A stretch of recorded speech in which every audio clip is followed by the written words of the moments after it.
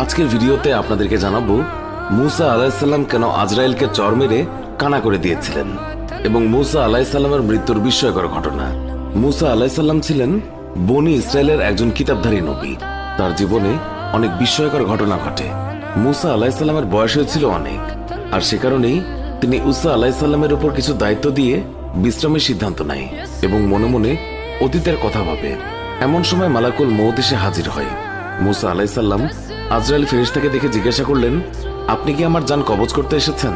আজরাইল বললেন, হ্যাঁ, আল্লাহ হুকুম করেছে এবং আপনার সময় শেষ হয়ে এসেছে। হযরত মুসা তখন জিজ্ঞাসা করলেন, আপনি কি মুখ দিয়ে আমার জান বের করবেন? আজরাইল বললেন, হ্যাঁ। তখন তিনি বললেন, এই মুখ দিয়ে আমি স্বয়ং আল্লাহর সঙ্গে কথা বলেছি।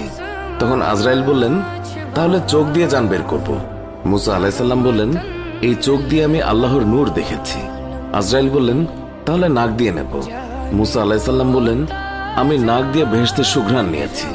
আজরাইল তখন বললেন, আমার এত কথার জবাব দেওয়ার সময় নেই, আমার যেভাবে ইচ্ছে সেইভাবে আমি জান কবজ করব। হযরত মুসা আলাইহিসসালাম আজরাইলের কথা রেগে গেলেন এবং বেয়াদব বলে তাকে কষিয়ে এক চড় দিয়ে দিলেন।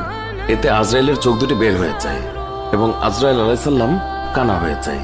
এই অবস্থায় আজরাইল আলাইহিসসালাম আল্লাহর কাছে চলে গেলেন এবং আল্লাহকে সব ঘটনা খুলে বললেন। আল্লাহ আজরাইলের চোখ ঠিক করে দিয়ে বললেন, তোমাকে আর তার কাছে যেতে হবে না, তার জান কবজের ব্যাপারটা আমিই দেখব। কয়েকদিন পর আল্লাহ ওহী মারফত মুসা আলাইহিসসালামকে বললেন, হ্যাঁ মুসা, তুমি যদি একটি মেষের পশমের সংখ্যা পরিমাণ হায়াতের জন্য আরজি করো, আমি তোমাকে তত বছর হায়াত বাড়িয়ে দেব। তুমি যত বছর বাঁচতে চাও, আমি তোমাকে তত বছর বাঁচিয়ে রাখবো। হযরত মুসা আলাইহিসসালাম এই কথা শুনে আল্লাহকে জিজ্ঞাসা করলেন, তারপরে কি আমাকে মৃত্যুবরণ করতে হবে? আল্লাহ বললেন, প্রত্যেক মানুষকেই একদিন মৃত্যুবরণ করতে হবে, এমনকি একসময় তোমাকেও তাই করতে হবে। তখন মুসা আলাইহিসসালাম বললেন, তাহলে এখনই আমার মৃত্যু হোক, তবে আমার একটা আবদার আপনার রাখতে হবে। আমি চাই মৃত্যুর আগে আমি একবার তুর পাহাড় দর্শন করে আসি। আল্লাহ মুসা আলাইহিসসালামের আবেদন মঞ্জুর করেন এবং তুর পাহাড়ে যাত্রার আদেশ দেন। মুসা আলাইহিসসালাম বিলম্ব না করে তুর পাহাড়ে গেলেন এবং আল্লাহর নূরের দর্শন লাভ করেন। আল্লাহর সাথে কিছু কথোপকথন হওয়ার পর আল্লাহ সেখান থেকে বিদায় নেন। মুসা আলাইহিসসালাম তুর পাহাড় থেকে ফেরার পথে দেখলেন 7 জন লোক একটি কবর খনন করছেন। মুসা তখন জিজ্ঞাসা করলেন, এই নির্জন এলাকায় কার কবর খনন করছো? তারা বলেন, আপনার মতো একজন ব্যক্তির।